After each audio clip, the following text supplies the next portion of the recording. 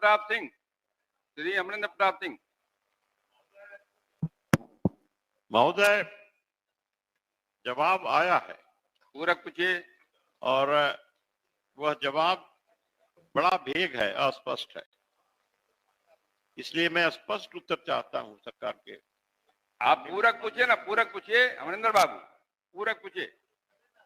महोदय, ये आपने पंचायतों पर छोड़ दिया ई रिक्शा का प्रश्न, आपके सामने है, उसका उत्तर। पूरक पूछिए अमरिंदर बाबू, इधर देख के मेरी ओर देखिए। और पंचायतों को आपने छोड़ दिया कि पंचायत उसको मेंटेन करेगा। पंचायत की हैसियत है क्या?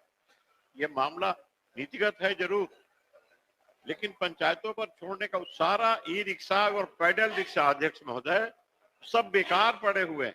पूरक क्या है उनका आपका? मेंटेनेंस, तो क्या सरकार उनको मेंटेन करने के लिए अपनी पॉलिसी में परिवर्तन करके राज्य सरकार स्वयं उनका मेंटेनेंस कराने का और उनको ठीक ठाक करा करके पंचायत के भरोसे नहीं छोड़ के ऐसा करने का विचार रखती है? माननीय मंत्री ग्रामीण विकास विभाग। अध्यक्ष महोदय, माननीय अमरेंद्र प्रताप सिंह जी पुराने सदस्य है महोदय, और बहुत अच्छा सवाल इन्होंने उठाया है महोदय, पूछा है।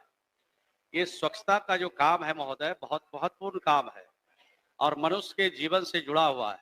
और माननीय सदस्य की चिंता यह है महोदय कि जो काम हो रहा है, स्वच्छता का काम हो रहा है, घर घर से कचरा उठाव का काम हो रहा है, और उसमें जो ठेला खरीदे गए हैं जिस पर कचरा लादकर डब्ल्यूपीओ तक लाए जाते हैं महोदय, और वहां पर जो ठेला है और जो ई रिक्शा है महोदय, वो खराब की हालत में है, उसको कैसे ठीक करा जा सकता है?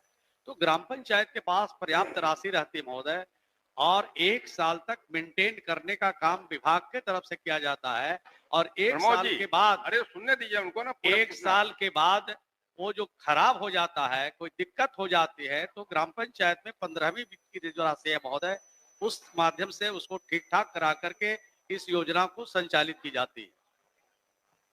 बोलिए। महोदय, मैं जानना चाहता हूं सरकार से, एक तो मैं जानकारी भी देना चाहता हूं कि मजदूरों का भी उनका जो मजदूरी है वो बाकी है, 6-6 महीना से बाकी है, और वो भी नहीं दिया जा रहा।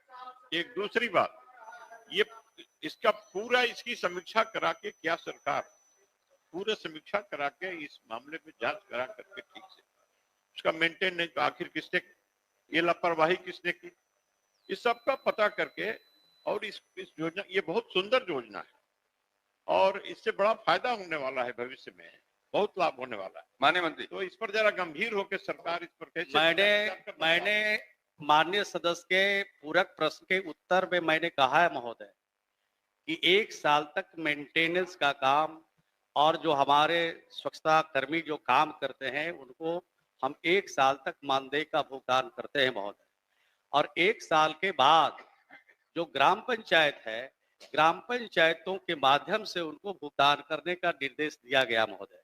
और हर घर से कचरा जब कलेक्शन होता है महोदय, तो मात्र 1 रुपया प्रतिदिन के हिसाब से जो ग्राम पंचायत में जो हमारे लाभुक हैं उनको देना है महोदय। और अगर ये उपलब्ध नहीं होते हैं तो ये ग्राम पंचायत को देखना है कि आखिर पैसा क्यों नहीं दे रहा है।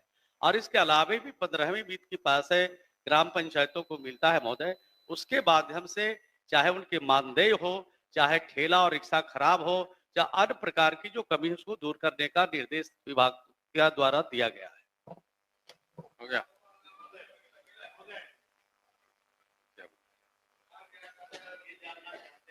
मंत्री जी से महोदय, इन्होंने कहा कि प्रखंड को ये जिम्मेवारी है कि रिक्शा कब बनेगी।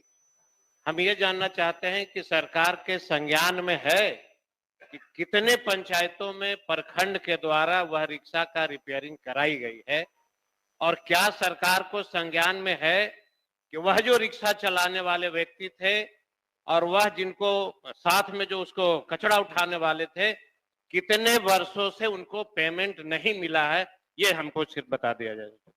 माननीय मंत्री।